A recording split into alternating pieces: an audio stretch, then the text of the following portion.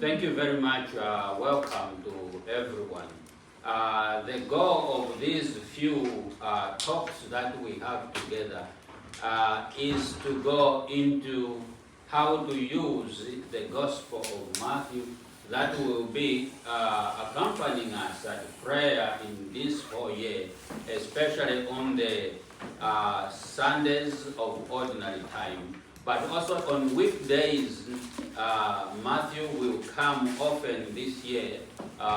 It becomes really a very, very, very important gospel for us in this year A of the liturgical calendar. So putting these talks together, the whole idea is at the end we find a way of how to pray with the Gospel of Matthew. So having said that, here the small booklet that we have is only the Gospel of Matthew, and we will be reading from this through all these 3 days, so that we get familiar with the hinge points of the turning points of this Gospel. We know 3 days for the whole Gospel of Matthew is not enough time, but we will go through the turning points of the Gospel. So at the beginning, I want to give what is the background of the word, the Gospel, the word Gospel. Where does it come from? And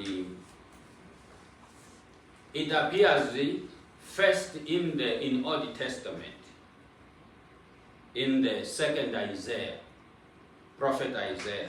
And he is speaking to Israel who are in exile, far from the temple, far from their homeland, and far from their home. So Isaiah says to them the good news. And here is the good news that Isaiah says.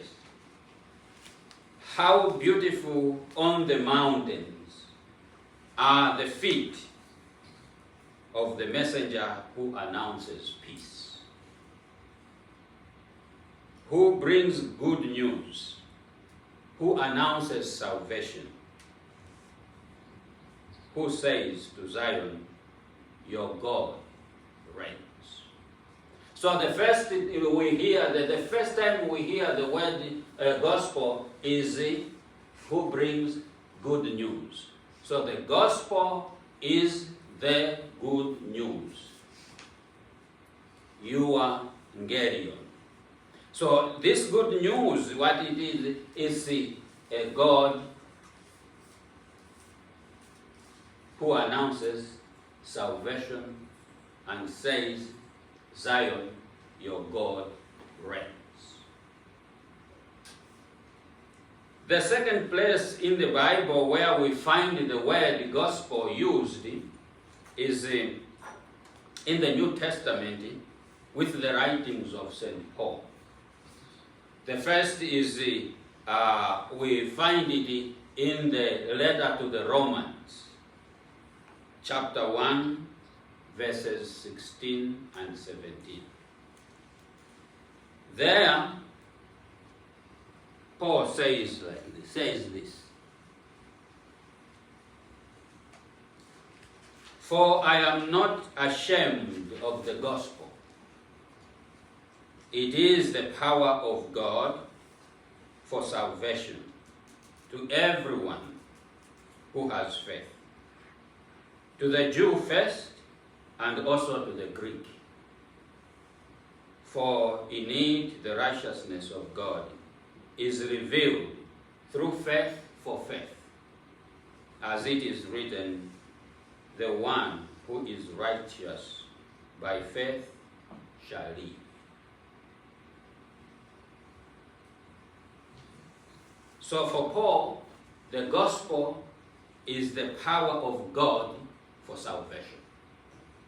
The good news is the power of God for salvation.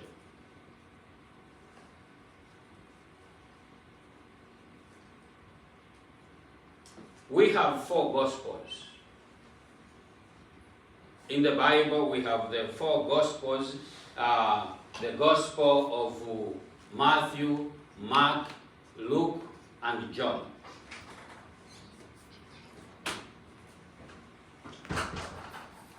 We do not have the knowledge of welcome either here or on the other side. Okay.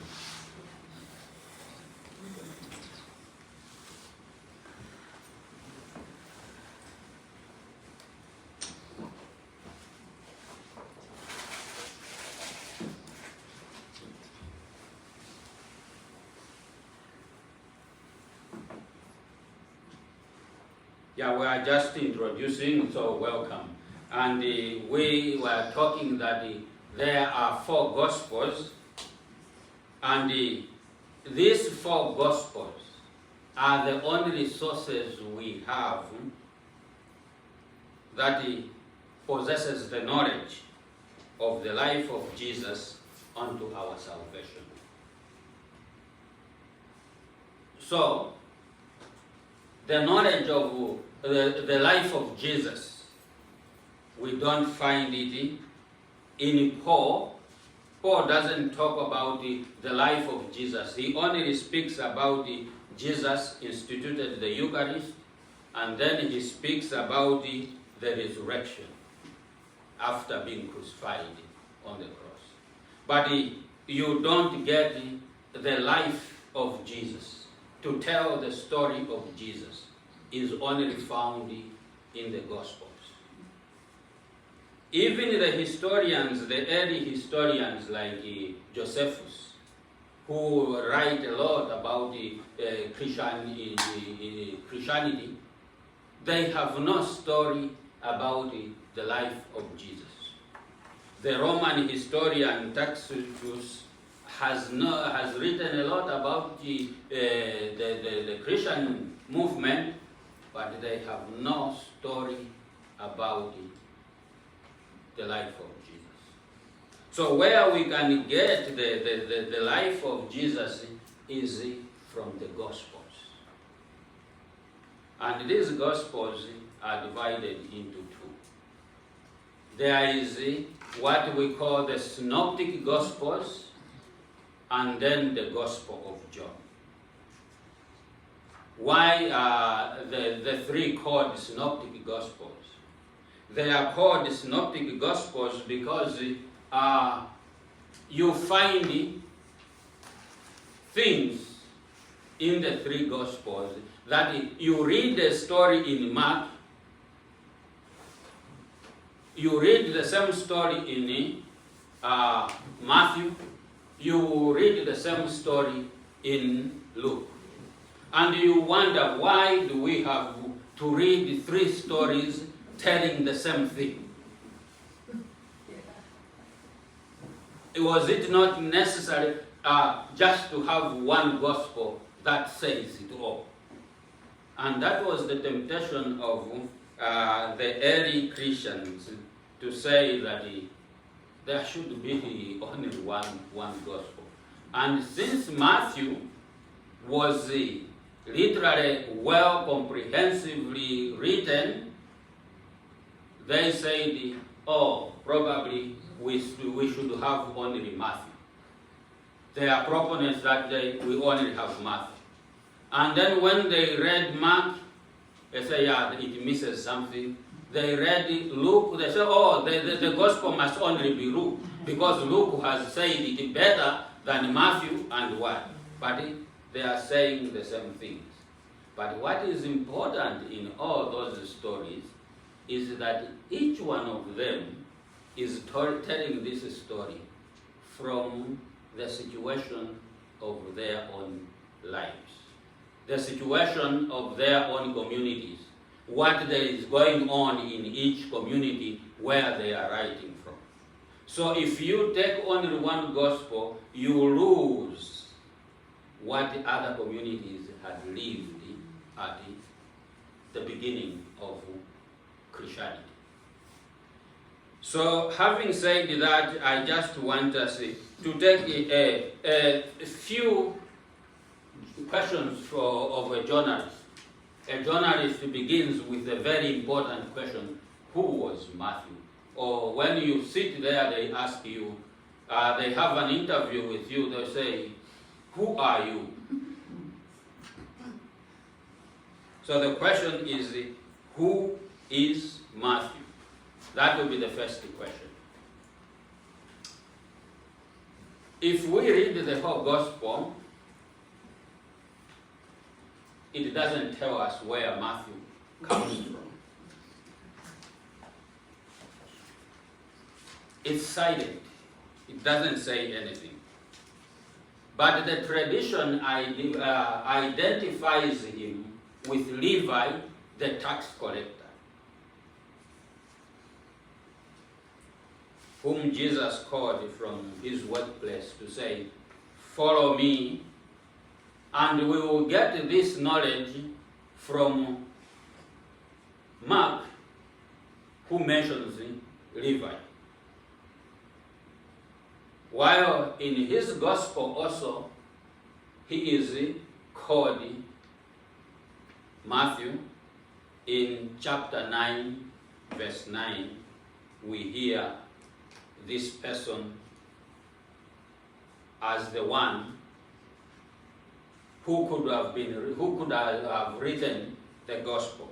But the truth of saying that no, it's Matthew is not established. No one knows who was actually Matthew. So there are modern views that say he was a Greek-speaking Christian of the 2nd century. The 2nd generation of Christian.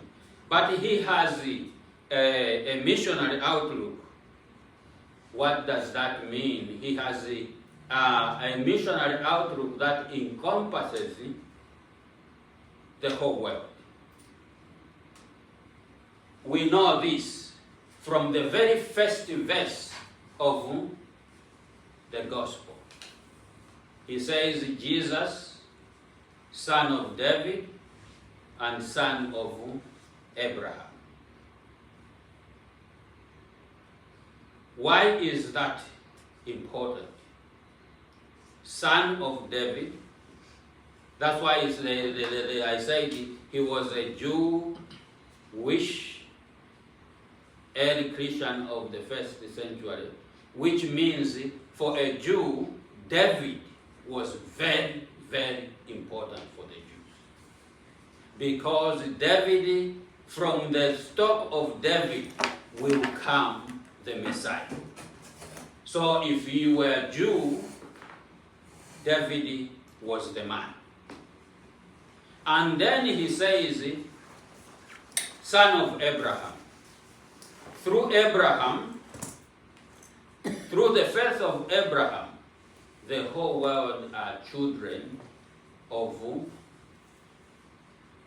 Abraham through faith. So which means at the very beginning of his gospel, Matthew is saying that this is the gospel, this is the good news of Jesus, the son of David according to the Jewish law. And he is for the whole world through Abraham, the father in faith. So this is said at the very beginning of the gospel. So having said that,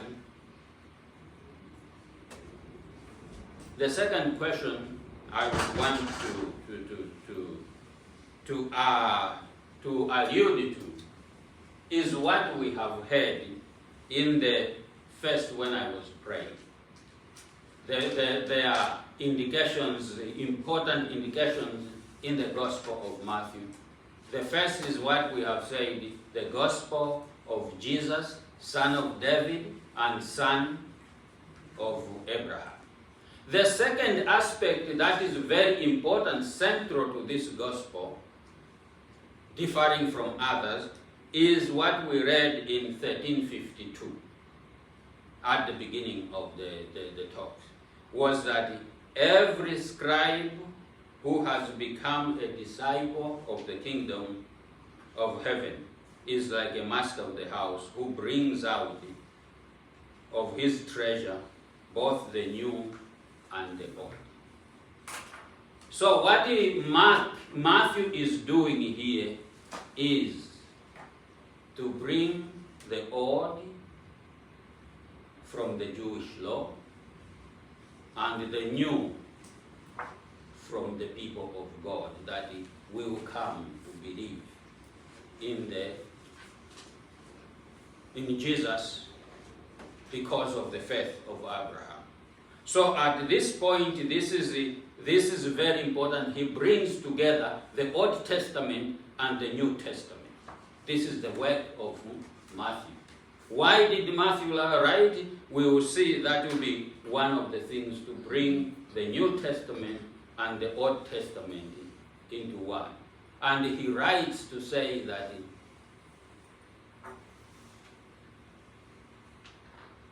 old wineskins and new wineskins must both be preserved. So he's preserving the old from the Old Testament and also preserving the new from the New Testament.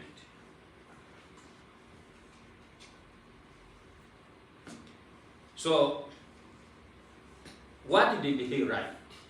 This is the second question the journalist will ask.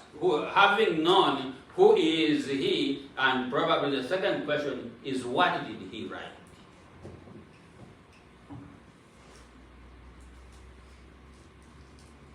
If we look at Matthew's Gospel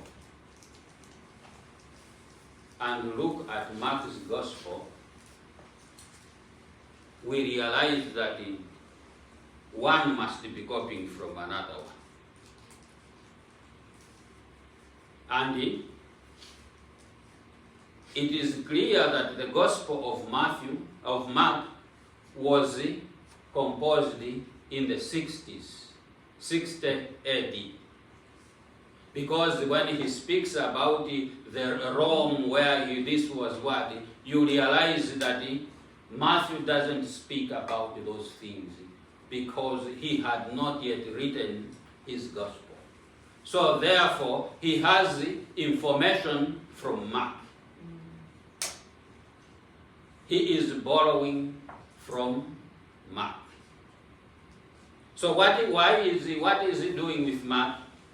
He is expanding what Mark wrote, but also correcting some things that were uncomfortable for him. The things that Mark said. For example, I will give you one example. When in Mark, Jesus cures Bartimaeus, the blind man. He cures, he touches his eyes, and then he tries to heal him, and then asks the man, "Can you see?" And then the man says, "Yes, I can see men walking like a tree." He had to redo it for the man to see clearly. And Matthew is very uncomfortable with that, Jesus like that. So what does he do? He omits that passage because he can't present a weak Jesus. So this is what he does. He writes what Mark had written, but he corrects some things, he omits some things, he modifies some things. So the first source of what he writes is Mark. The second source that Matthew uses, there is a presupposed document that had the sayings of Jesus. Because in that document, the same things that are found in Matthew will be found in Luke. Which means Matthew and Luke had a similar document that had sayings of Jesus that Mark doesn't have.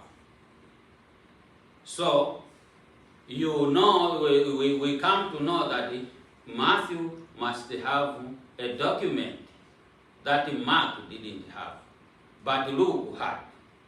And the scholars have said this is a Q document.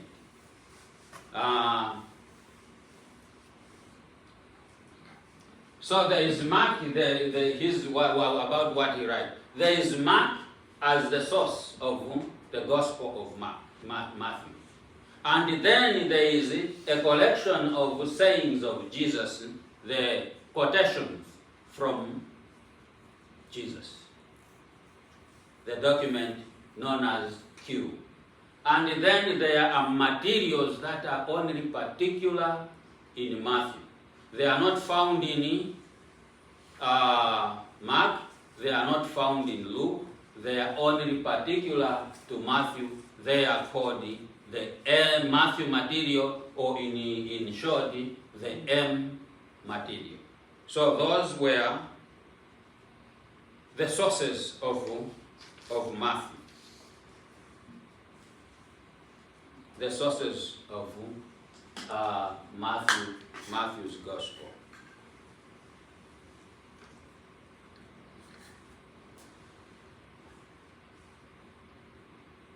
Any other question before I move over? Any reaction? If not, the third question of a journalist is, when did he write? When did he write?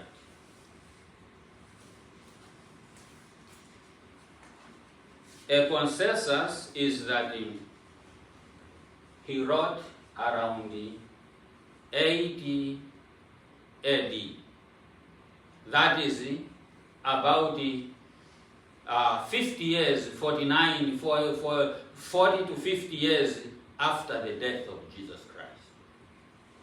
So, this is a man who was not really probably a disciple of Jesus, and he's telling a story after 50 years.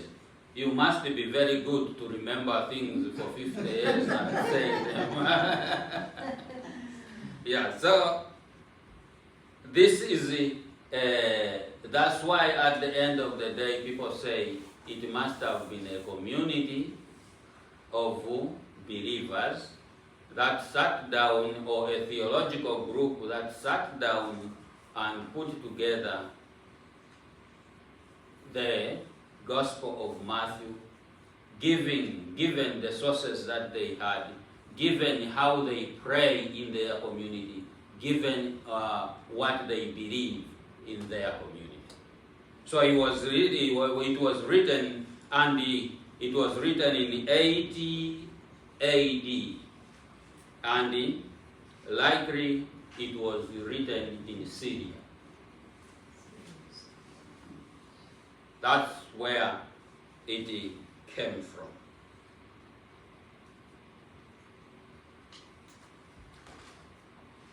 Why did he write? The last question. Why did he write? So, Matthew writes, first of all, the gospel to be a pastoral response to issues happening in the community. He writes it to be a pastoral response to the crisis of, first of all, the crisis of identity in their church. What is this identity? Because at this point in time in 80 AD,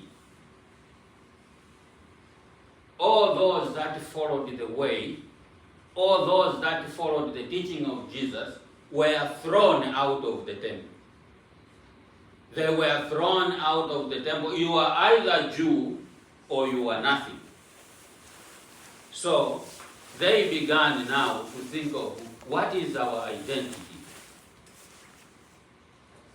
Matthew writes, in order to define that, you define yourselves. You are neither, so Matthew will say, you are neither Jews or you are neither pagans or Greeks. You are a community of Christ. You are a community of Christ. So as I said that Matthew was the first gospel which had represented a particular portrait of Jesus. Matthew, in the first place, he portrays his gospel to show I am answering to the pastoral question here.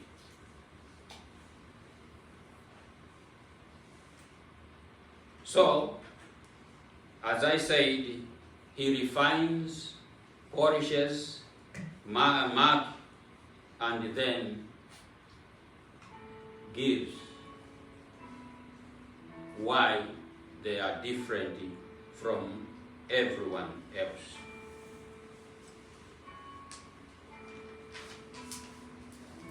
That's Matthew.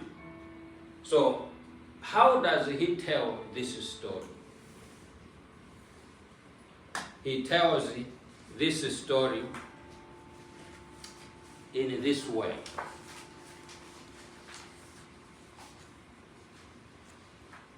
He tells this story.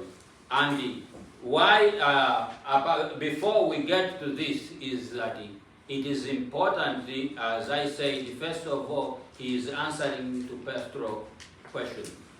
Secondly, he wants this gospel to be a catechetical book for the teachers in the community. So it is a catechesis. The gospel is meant to offer catechesis and a tool that teachers will use. Because for Matthew, Jesus is a teacher par excellence. Is a teacher par excellence. So it will be used for teaching, and we will see as we'll see at the end of the gospel, Jesus says to his disciples, "Go, teach them to obey all I have commanded you."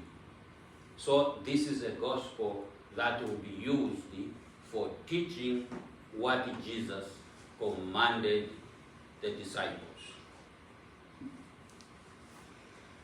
So here is the outline of Matthew, how Matthew is written, and the goal is to show that Jesus is a good teacher. And you will see how Mark has outlined his gospel. The gospel of Matthew goes like this. From chapter 1 to chapter 4,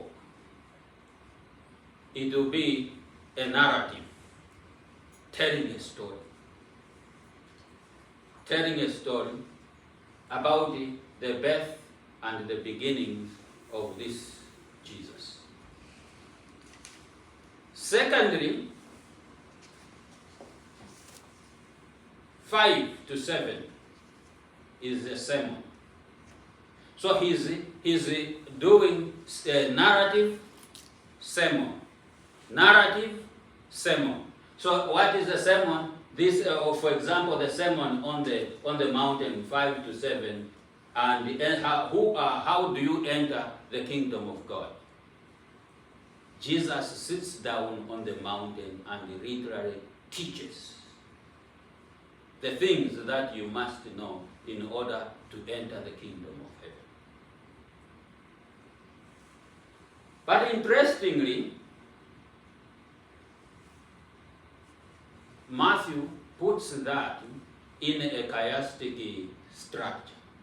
Chiastic structure is to show, is like the balance.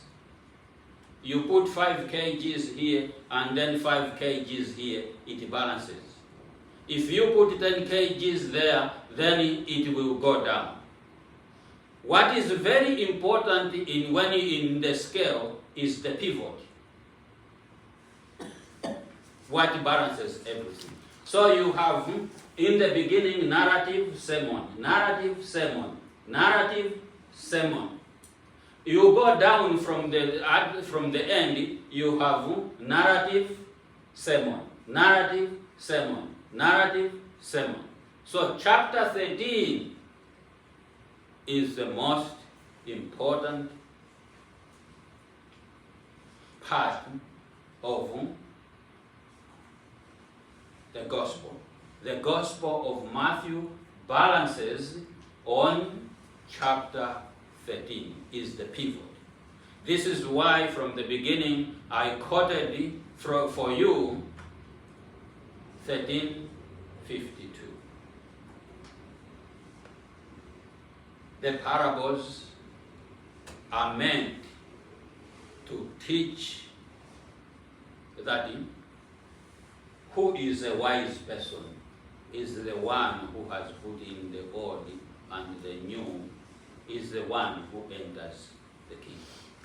Who has kept both the Old Testament, who has kept the New Testament together.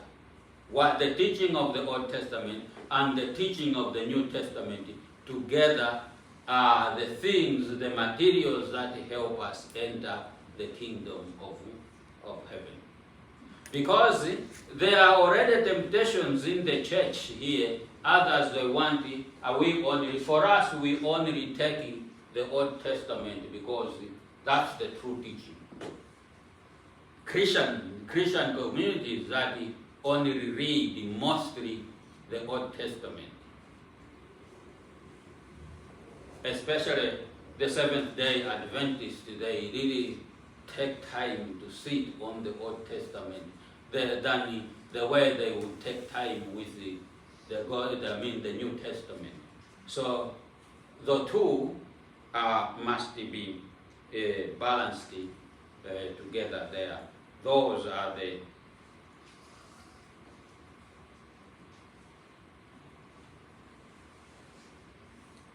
So Matthew is a very crafty writer. Everything is written not haphazardly. It is in a structured way with the gospel, with the parables of the kingdom at the center of that gospel.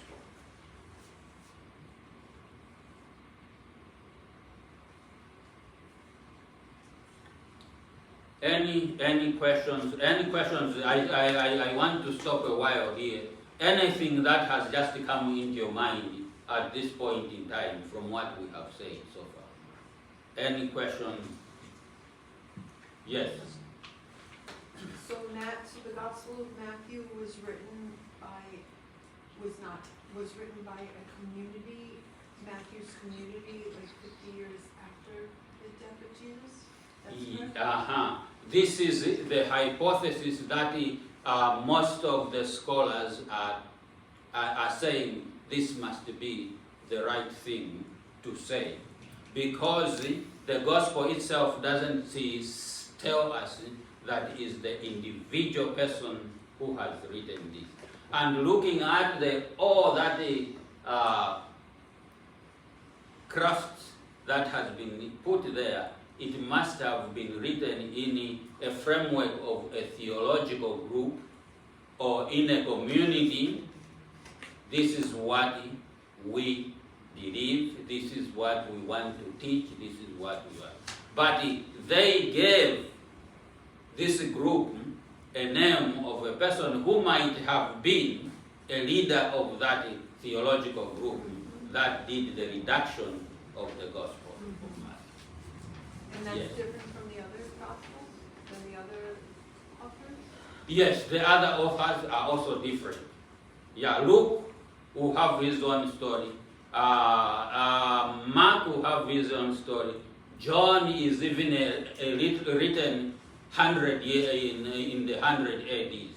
So it's also another story of. It's a community known as the Johannine community that did put together. Then yes. No, I'm just thinking about if you've ever seen the series The Chosen. Yes. I mean, it's so different. They show like Matthew going around with a little notebook and Jesus encouraging him to write everything down. So that obviously wasn't the way. That's Hollywood. Yeah. But the writing of it is literally in this way.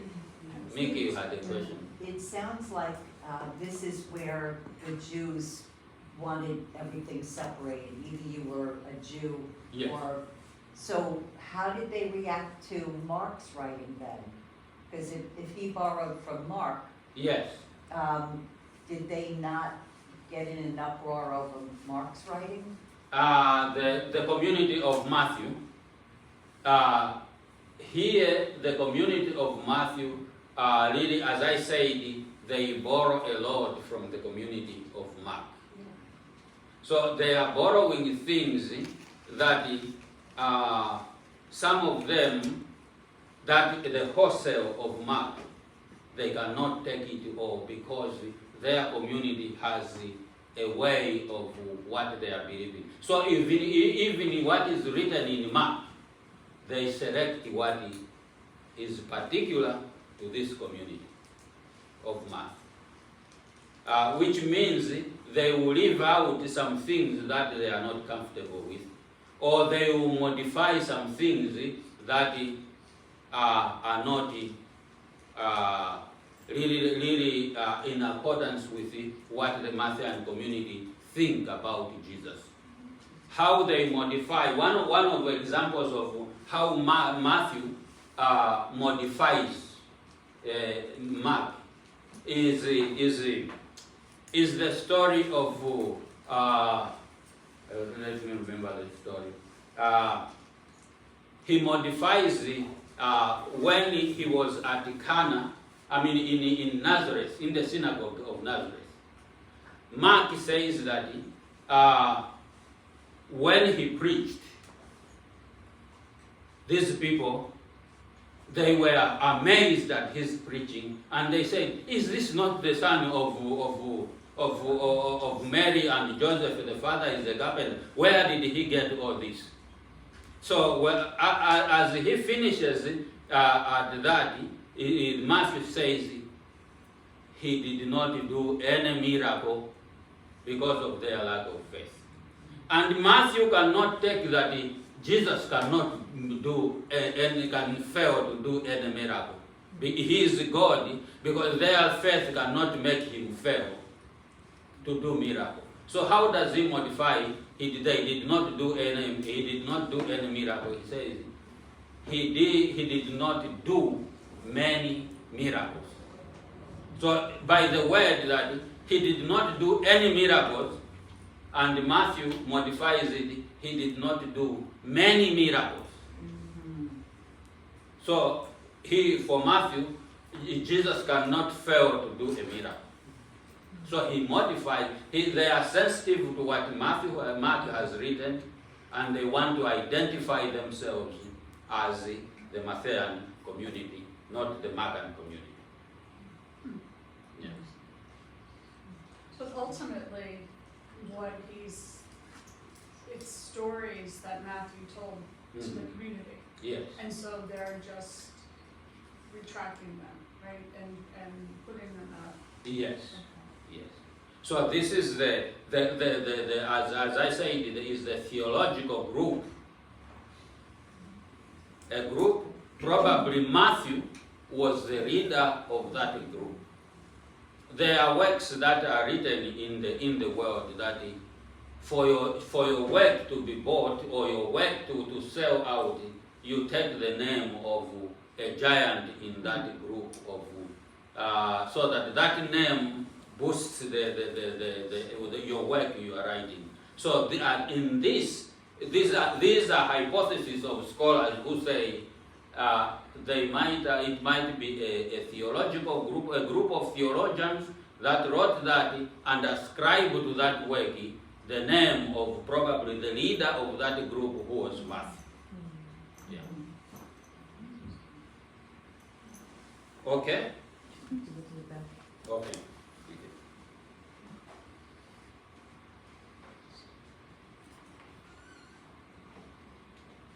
So here let's do an exercise.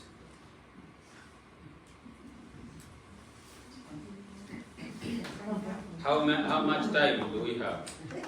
Okay, I have 15 minutes. So here is an exercise.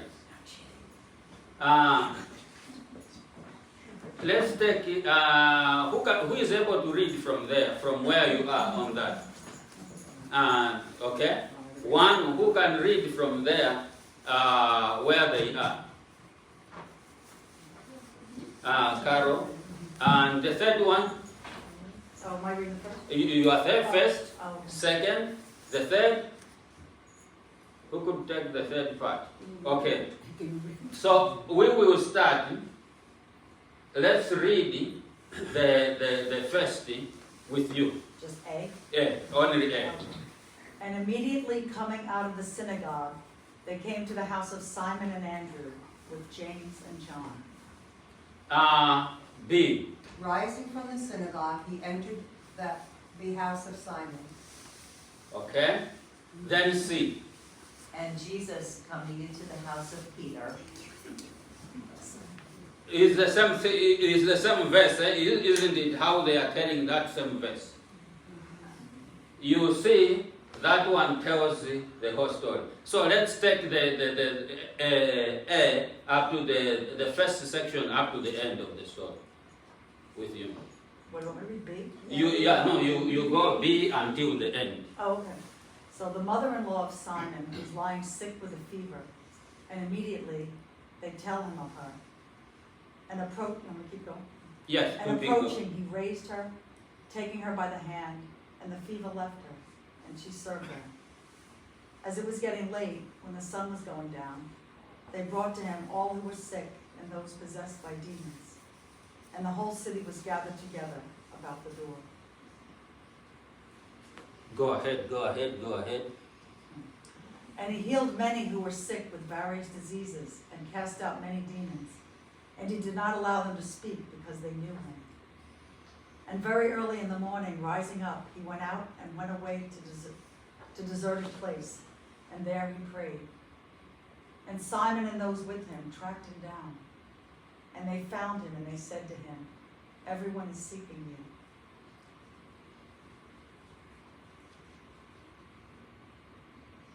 Finish that. And he says to them, "Let us go elsewhere to the neighboring towns, so that I may preach there also. For it was for this that I came out." And he was preaching in their synagogues in the whole of Galilee, casting out demons. Thank you. Carol, would you do the B? The mother-in-law of Simon was ill with a high fever, and they besought him for her. And standing over her, he rebuked the fever, and it left her. Straightway, rising up, she served them. As the sun was going down, all who had any sick with various diseases brought them to him. Okay.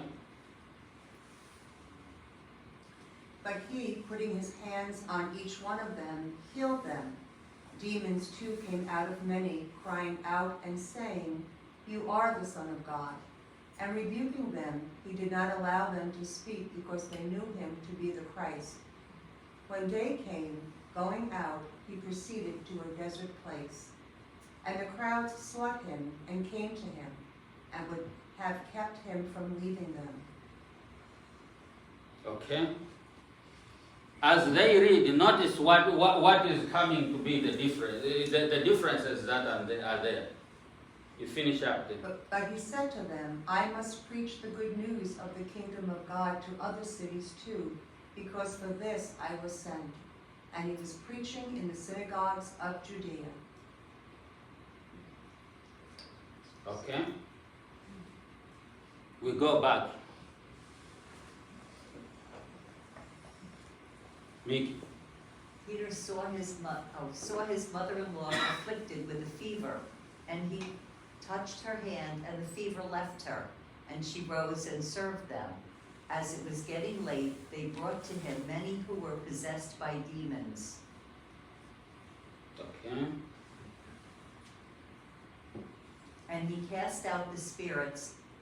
He cast out the spirits a word, and healed all those who were sick, so that what was spoken through Isaiah the prophet might be fulfilled, who said, he took our Our son just came up, infirmities, our infirmities and healed our diseases. So those are three Gospels. Matthew, Luke, and Mark. Let me go back there at the beginning. First of all, what did we notice as the difference? For sure, the others are longer than the other one. What did we notice as a difference? First, you see in that one, when the disciples, Jesus had done all that good work, and Jesus had gone into the bush to pray. It is the disciples who come to seek him. Everyone is looking for you. Let's go. And in the other one, it's not the disciples that come to look for him. It is the crowd that come to look for him. There is a very important difference there. And at the end of this, the other gospel, the shorter one, says this happened to fulfill what was spoken by Isaiah, that he took our infirmities and healed our sicknesses. So of the three, which gospel is which? Oh, well, the first one is Matthew. The first one is Matthew. He's so worthy. The first one is Matthew. The last one has to be Mark. You are following where the gospel is written. Matthew, Mark.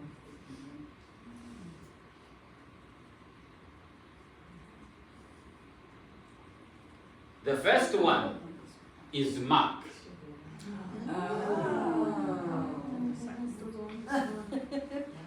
The second one is Luke. The last one. The last one is Matthew. So Matthew simplifies it. So why you see Matthew has re-edited this one. Has edited where the disciples, Matthew cannot say a bad thing about the disciples. And disciples must be an example in Matthew. But in Mark, the disciples are the worst. They are the ones that want to take him from, they want to make him a king, they want to do that. When he asks, do you understand? They say, we don't understand. There in this one, they will understand. 1352, it began, do you understand this? They said, yes. And then, therefore, a scribe who has been trained in the kingdom of God is also up to that. Secondly, the thing we know that is Matthew is because he has recourse to the Old Testament. He has recourse to the Old Testament. He's saying the new wine the old wine skins and the new wine skins must be put together and both are preserved.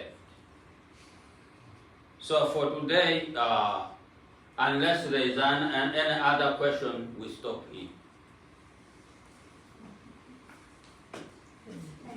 Thank you. So what was the correct way again?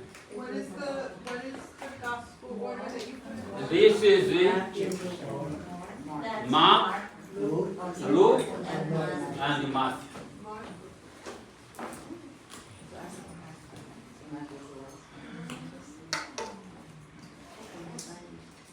Glory be to the Father, and to the Son, and to the Holy Spirit. As it was